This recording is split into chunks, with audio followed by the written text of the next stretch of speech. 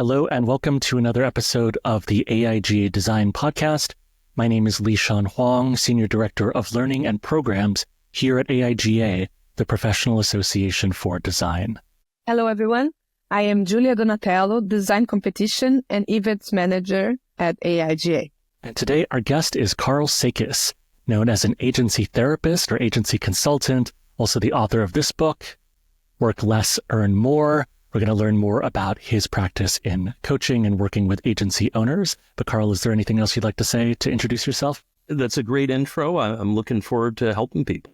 As a starting point, as Lishan mentioned, you had mentioned that you're known as an agency therapist. Can you elaborate on why you think your clients see you this way? Yes. And how do you relate the role of a therapist with the theme of performance, which is the new theme of this year's program? Importantly to clarify, I'm not an actual therapist. Clients have called me that. We all benefit from therapy with an actual therapist. But, in my coaching work, agency owners will often come to me saying that their agency isn't quite where they want it to be now, whether it's an agency, a studio, technical shop. They often can see where they want to go off in the distance, but they're not sure how to get there. The way one owner put it, he's like, I'm standing at the edge of a field and I can see where I want to go. I just need to know, where do I lay the asphalt to get there? And that's where I come in. People have an idea of where they want to go. Usually I can help them if they're not totally sure, and I can help them sort out how to get there. The therapist piece, of course, is, it's not just knowing what to do. Some of the what is like, generally, you want strong profit margins. You want to set boundaries with clients. You want to do work you're proud of. But getting there can be hard because our business is a people-oriented business, right? People on your team, if you have a team, and clients. Clients are people too. The thing is, humans are complicated. And so a lot of what I do, even as it's advising on growth, is around how to make things happen.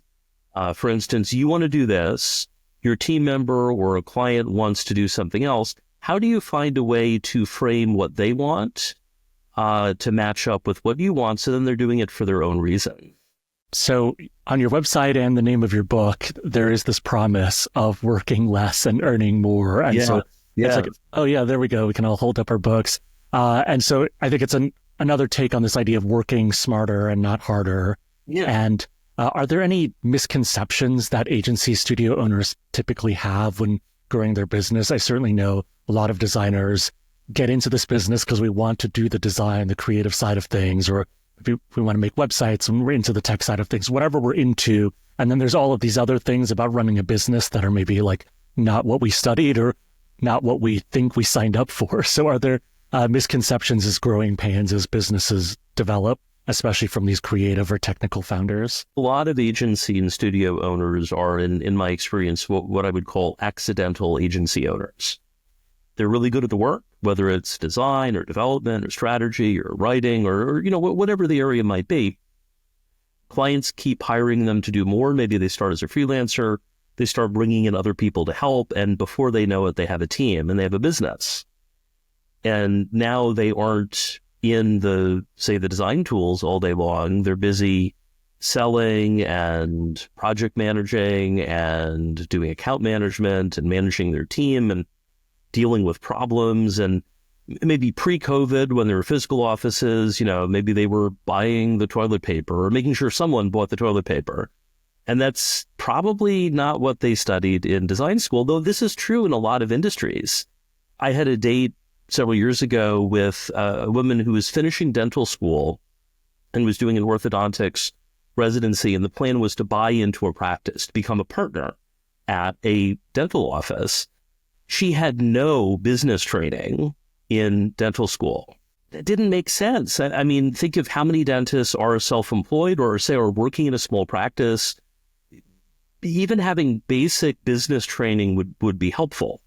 Which is why certainly I love the focus around performance. Of course, that can mean many things, but if you struggle to run a profitable business that runs smoothly, you're going to wish you weren't doing it. And, some people will be happier not as a business owner, but there are a lot of benefits. And it ultimately comes down to being intentional about where you are and what you're going to do to get to where you want to be. And that's often as in my work where I'm helping. I think we'd like to explore some of these pain points of running a studio or agency, and then we can dive into more about the book and also learn more about you along the way. So I think a big one for a lot of designers is pricing and how we price our work, whether we're billing for time or for specific deliverables. You've written about this. You've done a guest post on Shopify and also on your own site about your pricing philosophy in general. Yes. What's like a number one pricing mistake you see agencies, studio owners make when that's really holding them back in terms of profitability? The number one is not charging enough. For instance, I worked with a branding studio in Austin several years ago, and the owner was like, I've been doing this for 10 years. I thought I would be making more money at this point and not working such long hours. And she liked the work that she was doing. She liked the team that she had, and she liked the clients she was working with. It just wasn't financially lucrative. And she was realizing 10 years in, if she doesn't make a change, it's going to keep going like that. And then the idea of being able to retire eventually wasn't going to be an option. And, what do you do? And ultimately, I dug in and did what would now be my agency growth diagnostic. And what I found was that she was undercharging. She was delivering way too much scope for that price, especially the low price. And then she and her team weren't doing a great job on scope management.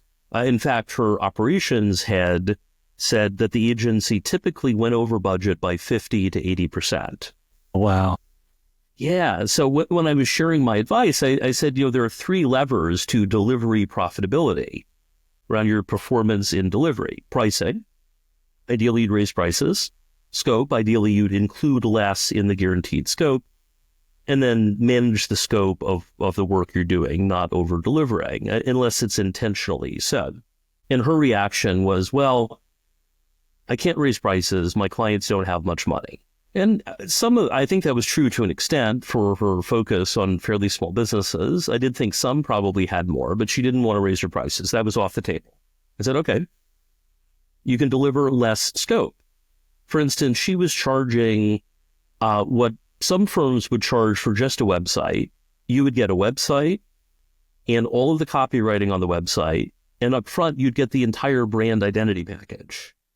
What normally would just be a website. So I said, what if you made those separate modules? What if it's the branding package and then the website? And maybe there's a discount for combining them, but they're separate.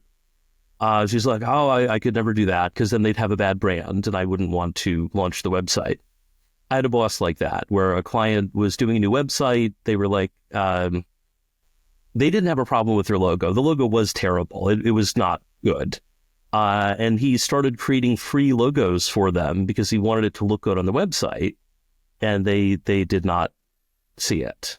And they actually said no to the free logo. And so, he had invested time. At least he hadn't done a full brand identity package for them. Or what if it's, say, there's the price for the website and the copywriting is an add-on? She's like, well, then the copy would be bad.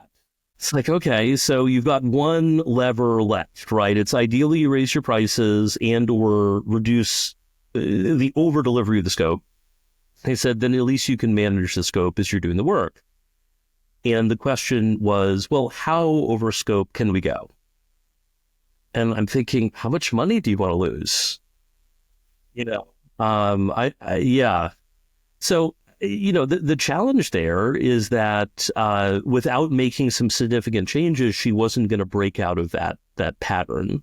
There's a book that I recommend called Overcoming Under-Earning by Barbara Stanny, Stanny. And it's basically about financial self-esteem, about charging what you're worth. And it's primarily oriented to people who are in an employee role, but it works for business owners too. My own coach recommended it to me, and I've recommended it to clients. I recommended it to a client, and she raised her salary within the business like 50% overnight, realizing she was underpaying herself. That's not going to be an option for everyone, right? It kind of depends on how much money is in the business, but charging what you're worth does rely on having a target market that will pay you what you're worth.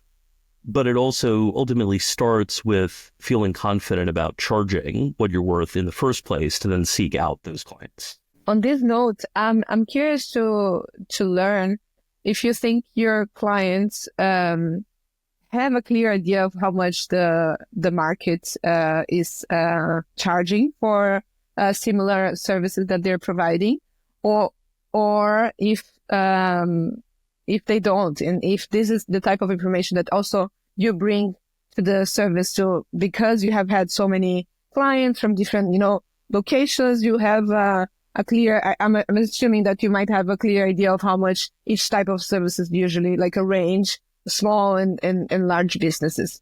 Or if they're choosing it, even knowing how much the market is charging, but they're intentionally choosing it to be more competitive, let's say. I am often advising clients about benchmarking where their pricing stands. It's not a scientific mathematical formula. Plug in all of these things, and here is the exact price. But I've worked at this point directly with over 600 agencies all over the world, 36 countries, every inhabited continent.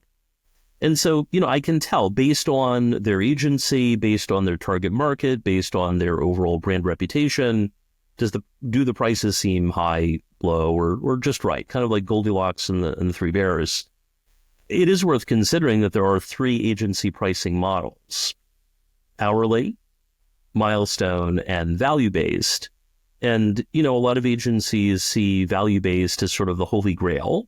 And there is value to that, right? You're charging either value anchoring based on the potential impact, and you're charging a percentage of that, or it could be a performance fee where you're charging a percentage of their actual results.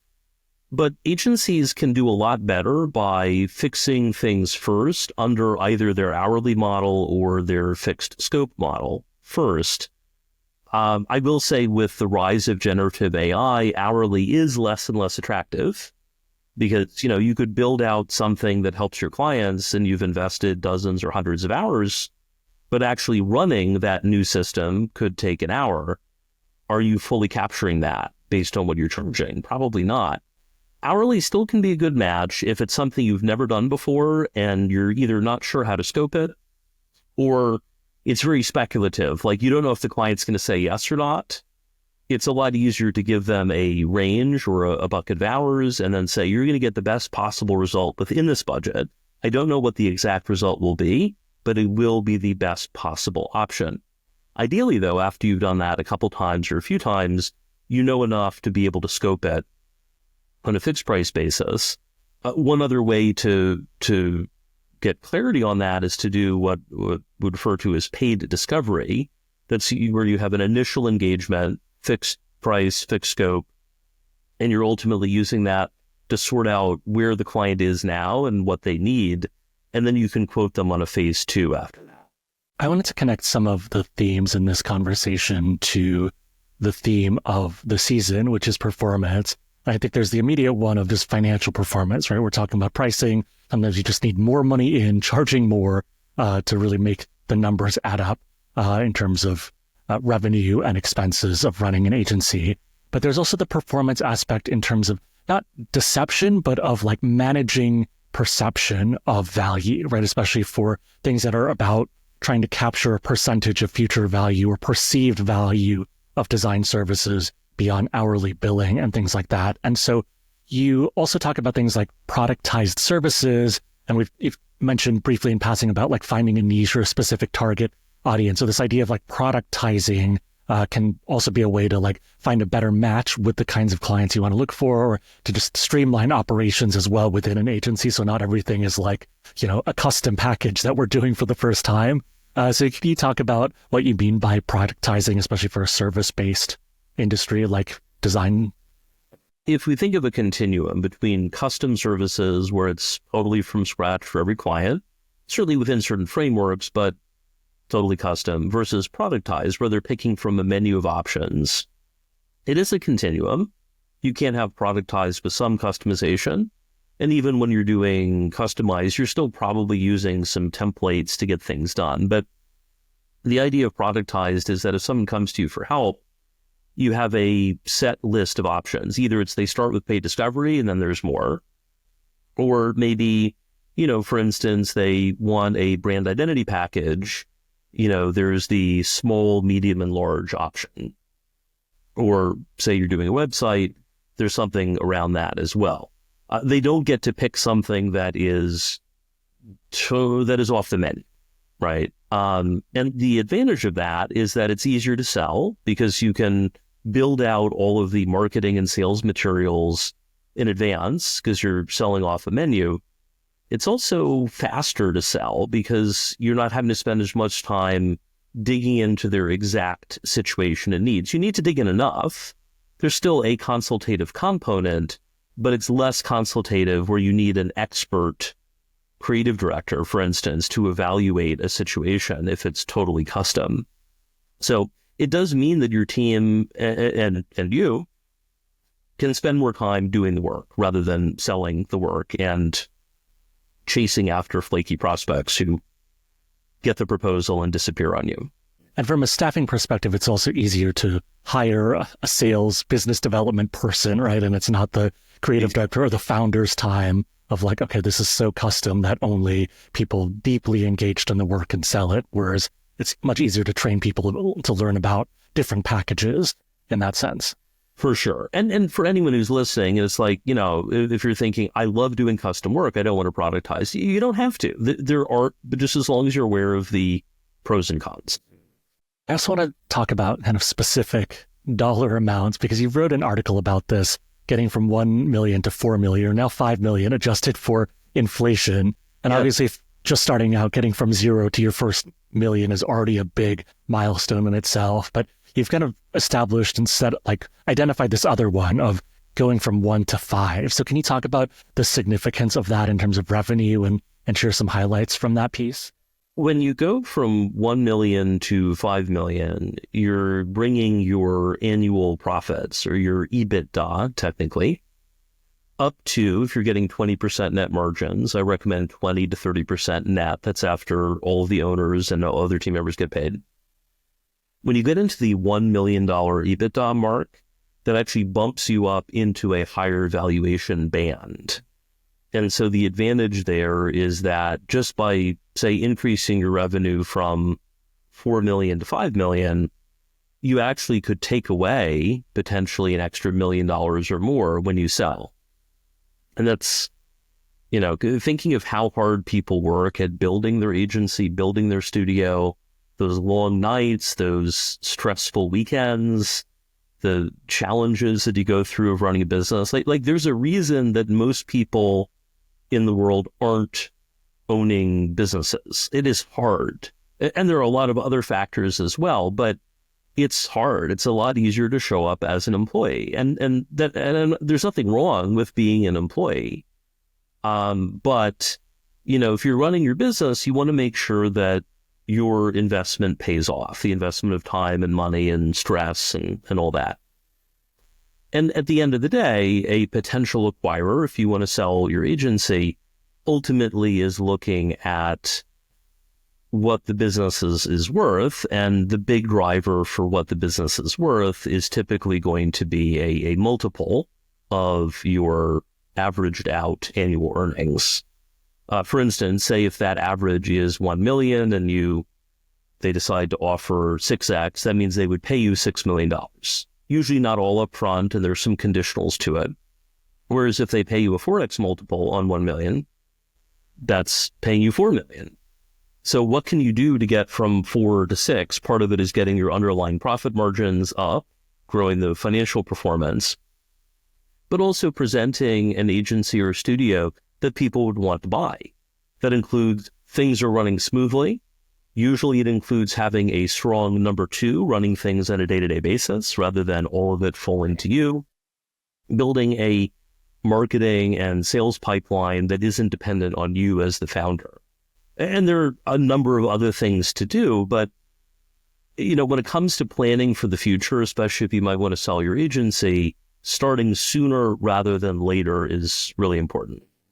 So Karl, let's talk about your book now, Work Less, Earn More, which is a great promise, great title for a book. And there's also the subtitle of How to Escape the Daily Grind of Agency Ownership. So let's just break down some of the big themes as a preview for folks to check out the book. But what does it even mean to work less? And like, that can mean a lot of different things for different people. So yeah, For sure. what is the daily grind to escape from as well? Why don't we just kind of talk about what you mean by that? Working less and earning more are relative. For some, working less might mean going from 80 hours a week to 50. For others, it's going from 50 to 40. Maybe it's going from 40 to 10. For instance, I have a client I've worked with for a number of years, and he now works 1 to 1.5 days a week. The key is that he has a really strong team member who's running things. You know, we've built a succession plan, who's moved up in the business and is handling things, you know, so that's important. Other people might say, you know, maybe they want to earn more. They're okay with their current workload as long as they're focusing on work that's going to pay off. Someone might say, you know, I'm working 45 hours a week. I'm okay with that. I don't need to work less, but I want to make sure I'm doing the right 45 hours a week. So that is unique. One of the things that you can do to help troubleshoot where you are now and identify next steps is to identify where you are on the day-to-day involvement meter or gauge. So in the book, there's a graphic for it. Think of a fuel gauge, right? Going from empty to full. Stage 1, that's where you're mandatory. You can't get away. You can't go out to lunch without something going wrong. When you get to stage 2, where you're necessary, you can get away for a few days. You can actually go on vacation, you know, Exactly. and not have your phone with you all the time. At least a long weekend, you know, kind of thing. And your team's taking care of stuff, although not always making the right decisions. But, you know, it's somewhat better. Now, the ideal is to get to at least stage 3, where you are now needed, not necessary. You can go on vacation for a week or two. Your team's getting stuff done. They're making good decisions. You can't disappear for a whole year, but you can get away. You know, that's generally good. And if you want, you can go from stage 3 to stage 4, which is that you're optional. When you're optional, you're just that. If you're doing something, it's because you want to do it, not because you have to. And do consider that you can be in multiple stages at one time in different areas. For instance, you might be mandatory or necessary as the sales closer, but you also might be optional to do the initial screening when an inquiry comes in. You're not the one that has to do that very upfront vetting. So you can be in different places at once, but for everyone who's listening, you might want to think about, in different areas of your agency or studio, where are you now? Mandatory, necessary, needed, or optional. And then focus on moving up the stages in the areas that either are the low-hanging fruit, the sort of easy options, and or start making progress toward the longer term. If there are things that you really don't like doing, you can find ways to stop doing it. It may be through help with current team members, it may be through outsourcing, it may be through a new hire, it may be changing your business. And that's what I do when I'm advising clients, right? I know where they want to go. I can see where they are now. I can see where the headaches are and where the opportunities are, and then recommend what to do next. Quick wins, what to do now, and then longer term priorities as well. But we all benefit from that outside perspective. You know, I've worked with my own coach for 10 years. We all benefit from it. Yeah, it sounds like it could be a reallocation. So it's like, hypothetically, if I'm working 50 hours a week on my agency, and maybe I'm still going to be working 50 hours going forward, but more of that 50 hours is going to be spent on like the creative part of things. And I make myself optional, you know, on the business operations and the finance stuff. It's like, okay, the earlier we can outsource that, the more I can actually focus on the creative value and the core reason I got into this business in the first place kind of thing. So there's some personal choices involved in that less and more bit. For sure. And I talk about in the Work Less Earn More book a potential order of things to delegate. Start by delegating typically the subject matter expert activities. So like if you're the one doing the nuts and bolts of building a client's website, there are other people who can focus on that. I'm not saying never do it again, but that's something that you can delegate, whether to a freelancer or eventually hire, or maybe delegate it to a current team member if you have already. Next thing to delegate would be project management. That's the behind the scenes, usually behind the scenes, although they can be client facing. You know, when I was a PM at agencies, I was client facing. And PMs are focused on getting the work done smoothly, efficiently, and profitably. They're very performance oriented. Then after that, you have to decide you're probably going to delegate account management. That's being the day-to-day contact for the client. They'll probably delegate that next. There's a whole process to do that. And then after that, you have to decide, do you want to continue doing client strategy and or sales? And you could keep doing both if you want. And if there's one you don't want to do, you can get someone else in. Sales hiring is hard. Client strategy is hard. That's why I recommend delegating the other work, the SME work, the PM and AM first. That's a great piece of advice. Is there any other actionable advice that you could give to our listeners from your book? I know a lot of it sort of depends on what you want, but are there any other tips or chapters you wanted to point to when people check out the book? Well, you know, for people who get the book, or you can even get free access, otherwise you can go to worklessearnmorebook.com. You can get a free chapter, kind of a preview, but you can also get the workbook for readers, which takes you through all of the exercises in the book as a Google Docs. You've all got it, you know, in one place. And one of the first exercises is sorting out where do you want your agency to go. And I have a visualization technique that I've developed that I've used for myself and with clients that I call the advanced retrospective, where you're writing about the future as if it's already happened. And you could pick a date 5 years in the future, 10 years in the future, a year in the future. Say you start 5 years in the future. Today is such and such day, and whatever year, 5 years in the future. It's a great day because, and you just write from there. And if you don't want to write, you can record it. You can do whatever works best for you. The idea is that this lets you explore, what does your ideal future look like? What are some things you need to do to get there? And also, how can you enlist other people on your team and in your life in general to help you make that happen? If your team knows where you want to be in 5 years, they can think about how to help you get there. They can also think about, do they want to be part of that? If they do, they can help make it happen. Maybe if the direction that you're going isn't a match for them, you can part ways sooner rather than later, rather than keeping someone who's become a disgruntled team member. Getting clear on your ideal future through the advanced retrospective or another visualization tool is really helpful. And there's a free template for that in the Work Less, Earn More book. And you can also get free access to the workbook at worklessearnmorebook.com. That's awesome. I love this idea of like the future scenario. Actually, for a different episode of this season, we had some Stanford professors, authors, futurists come in, talk about futuring more in the macro sense, like kind of almost sci-fi, kind of the future of tech and things like that. But I love using it in this very practical, more immediate way as well. So it's great to hear you suggest that as well. It also can come in handy if you're trying to decide between two different versions. You might be like, do I want to grow my agency to sell, or do I want to keep running it for the foreseeable future? Write two different advanced retrospectives, one where you've sold and one where you haven't.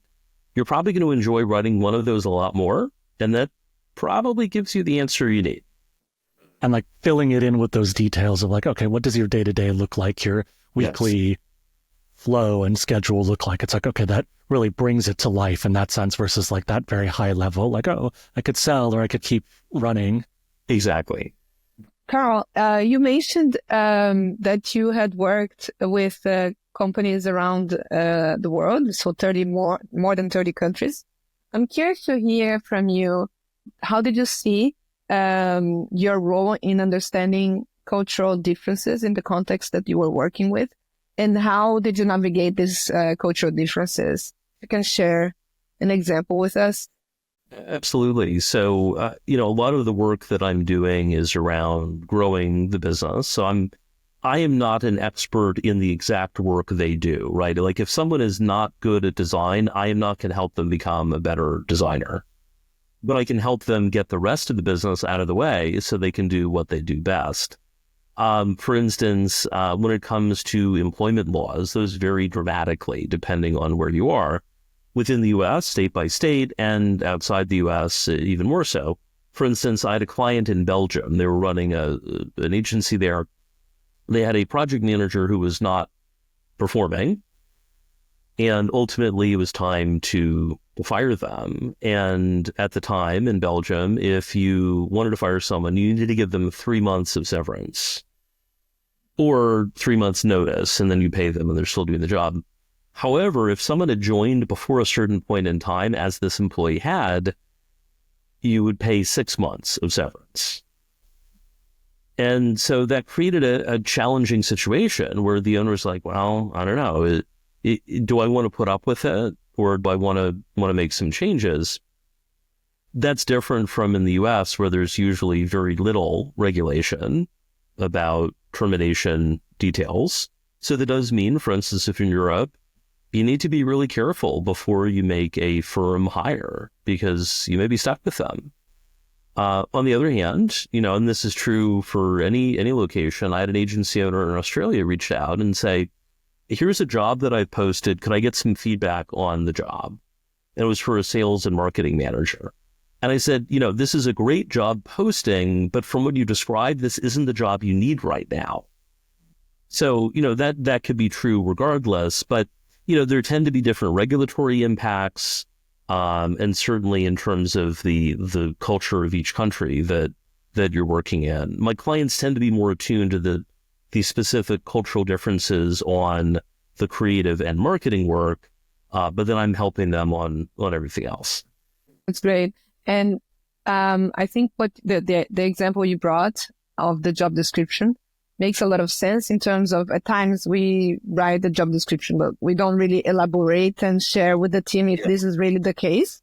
Yes. So being more intentional in the beginning, so spending more time, may result in in hiring a better professional that will really fit into what that organization needs in that specific moment. And that's an opportunity also to use generative AI, whether it's ChatGPT, Claude, Gemini, other things, to say, here's the job posting, how could I make it better? Or what is unclear? Or, if this is the job posting, describe the profile of someone who might typically apply. You might find some gaps. For instance, my team is currently working with a client that has posted a role, and they have hundreds and hundreds and hundreds of applicants, but they weren't a match.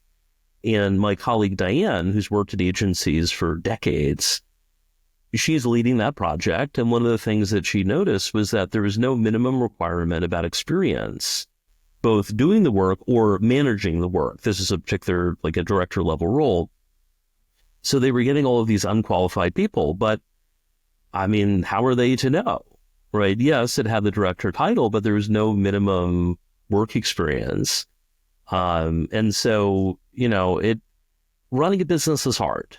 And running an agency or a studio is especially hard because of the often intangible nature of the work. And I see this as a consultant and coach as well, where, someone could be the chief brand officer for a company and they hire a plumber to work on something at their house. It's pretty clear if the plumber did the job or not, like things have stopped leaking or they've installed the new water heater or what have you. But if that chief brand officer goes to work and they hire an agency, now it's suddenly like, well, is that good enough? Is it even done? And so it's hard. Running an agency or studio will never be easy, but it doesn't have to be so hard. I wanted to circle back to this theme of performance. We've talked about financial performance. We've talked about performing as a leader, whether as a futurist, to offer these different scenarios, or performing value, communicating value in that sense. I just want to let you riff a little bit, Karl. Like, are there any other ways that you can think about performance, or what does this word remind you of in terms of your practice and what you do?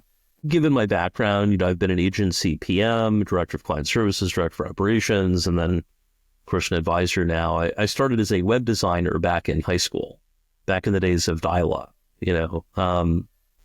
So I've been in the industry for a long time. Financial performance is definitely a big thing.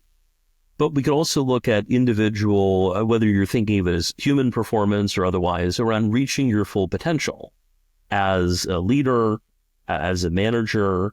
That's actually the theme of my next book number 4, coming out in 2025. That one is called Calm the Chaos. Calm the Chaos, which came from a conversation I had with a client where they'd been really stressed out at the beginning of the call. I talked about talked through, like, sir, what do you need? What are you trying to sort out? Okay, we talked through it, validated their concerns, and then helped shift toward, okay, what do we do now? And I checked in at the end of the call and asked how they were doing, and they said I had helped them calm the chaos. So financial performance is important, but if you're not enjoying the work most of the time, I would fix that. You could have 30% net profit margins and everything's going smoothly in the business, but if you're not finding it rewarding, life's too short. If you're the business owner, life's too short for you to not have the environment that you want.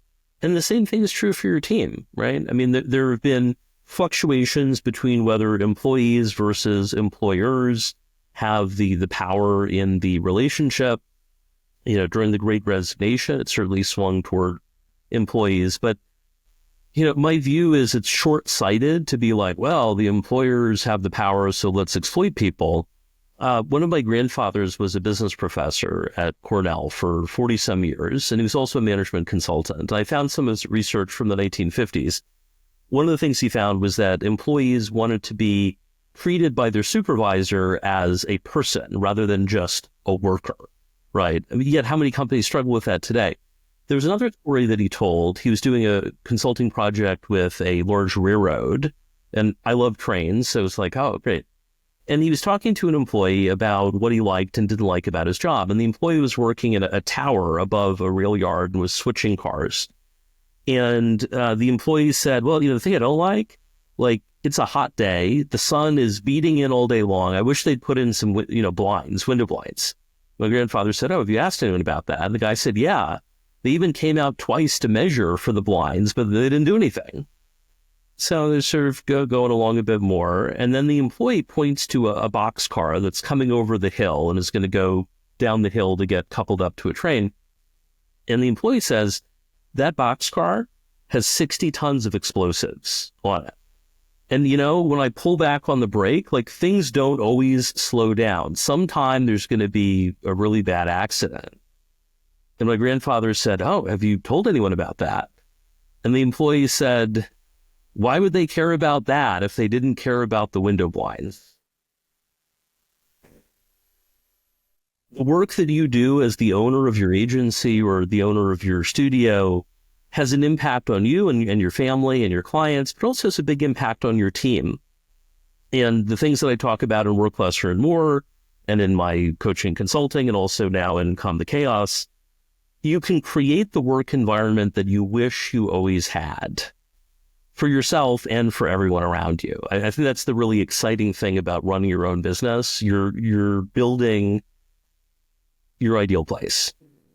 Yeah, I really love that positive vision, right? Because I feel like a lot of people do it for these personal reasons of okay, we want to be independent. We want to do the creative work. And then there's this other stuff when you bring other people into the team of okay, how do you be a better employer than the people you worked for? Or, you see what's wrong, and then can you be a positive model that way? Yes. Yeah. My parents were both career Army officers. And when I was in high school, I was at a Boy Scout event, and they opened the buffet line. And the scout, who was sort of the senior scout for the organization, made a beeline for the buffet. He was pushing people out of the way to get to the food first. And on the way home, my dad said, and of course now has become the book Leaders Eat Last, but I heard that from my dad, years before. And the idea was that in the Army or the military, if you're the boss, you make sure that everyone on your team has something to eat first before you help yourself.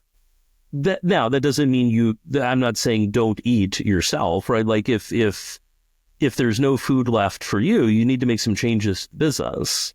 Or using food as a metaphor for, stress and quality of life and income. But, leaders eat last, but you should eat at some point. And that's a great metaphor. Karl, I'm very curious about creative process and how that differs from one person to the other, and also in different industries. So I'm wondering if you can share a little bit of how is your process of when you have a new client or even a client in an industry that you haven't worked with yet. How is it the process for you to organize yourself, to plan what's best for that client, and what are the working habits that you have created for yourself, and how has that evolved throughout the years? If you can see when you started your business and now, how has it changed? In my work, I focus on understanding what I call each client's VGR, values, goals, and resources. Values on how they choose to operate, goals on where they want to go, and resources in terms of time, money, people, software platforms, and so on they have available to help make that happen. And to understand their VGR, some of that comes from conversations, but I have an intake process where I share different documents, and my team helps with this. There's an intake questionnaire with 60 questions about where they've been, where they want to, where they are now, and where they want to go. Also take a look at how they spend their time, take a look at members of their team, take a look at their clients, also do a DISC behavioral assessment, DISC. And I'll add new questions as I go. For instance, one that I've added is in terms of how much pushback do they want as I'm sharing feedback? Do they want me to push hard if I have concerns, or it's a bit softer or a bit in the middle? So that way I know where they're coming from, push harder or not, or somewhere in the middle. Another one I added was around their relationship with money from growing up. What and how has that impacted them today? For instance, working with a client who mentioned that, growing up, there was the idea that money or in business was associated with being greedy. And for sure, there are businesses that are very greedy, but that doesn't mean you have to operate your agency or studio like that. If there's a downturn, I believe that the owner should cut their pay first. At some point, you may need to do layoffs, but it's the job of the senior team to make sacrifices first. Not forever, but first. So understanding their relationship to money is really helpful. And also, what is their larger support network? I'll mention, for instance, I have my therapist, I have my coach, I have my CPA. What does that look like for them? That helps me understand the context that they're in and other people that can support them. So ultimately, my goal is to understand clients, not just the numbers, but where they are in life in general and where they are as a person, so that I can help them the best way that I can. So it seems like as your grandfather's research, you're also looking at your clients, not only as clients, but as humans, right? So yeah. And I think people... Going back to the beginning of why do clients sometimes call me their agency therapist, that's part of it, right? Understanding them as people rather than just the numbers. The numbers are important. That often gives me things to focus on in my recommendations, but it needs to be custom to them, their values, goals, and resources, rather than just do this. That's great. And as we are now starting a new year, I'm wondering what type of professional challenge you're seeking, you're looking for, and you wish to have in a year time. Right. Certainly, finishing and publishing the Calm the Chaos book, which is in editing now, so that's going to happen. I did have a client who was an advanced feedback person on the book. And he was like, this is great, but what about calm the client chaos? Right? He was like, employees can create some chaos, but what about clients? I'm like, I think that'll need to be my 2027 book. So, we'll get started on that. A new series. Yeah. Yeah. The series. It's going to be the next, like, what is it? The chicken soup for the different kinds of chaos. Yes. Yeah. So I think certainly, releasing that and, doing both one-on-one work with agency and studio owners through coaching and other things. But looking for ways to help people stay ahead. I'm helping with the Bureau of Digital on their AI in your agency workshop. I went to the first one in 2023. I recommended the 2024 one to clients, and I'm helping promote the 2025 one. AI is not the solution to all of our problems, but it is a solution to a number of problems. And so for agency owners, I'm not saying you need to spend, 8 hours a day on AI, but it is worth exploring how can you use it, and where are the right places to invest, rather than oh no, there's no way we could do that, or oh, we're going to fix everything with AI. Like, you need to find the right balance for you and your firm. Following up on that, you've mentioned AI in a few different contexts already, and you also gave us a comparative look about running agencies, studios in different countries. But are there other macro trends that you would like to share with our audience in terms of what it's like for the agencies out there right now? 5 years, I ran a CMO networking group through the American Marketing Association. And so I was the only non-CMO in the room. And, if we think of CMOs or chief brand officers or others as often the primary buyer of agency services, whether they're the direct buyer or someone lower in the hierarchy is, CMOs are juggling a lot. They're smart people, but they have to cover so many different things that your opportunity as the agency or the studio head and your team around educating clients about what's next, not just reactively, but proactively, so that they see you as the source of strategic advice or the strategic partner, rather than just being a mere order taker. But that's not going to happen by accident. You have to make time to share that information. You have to make sure the clients understand it based on their level of skill set and things like that. But ultimately, when you do that, I send a monthly VIP newsletter to current and past clients, sharing, based on where we are on the year and where things appear to be going, my recommendations on where to focus. And that's one of those, I write it once and then goes out to everyone. So think about what you can do to keep your clients up to date so that you can be proactive.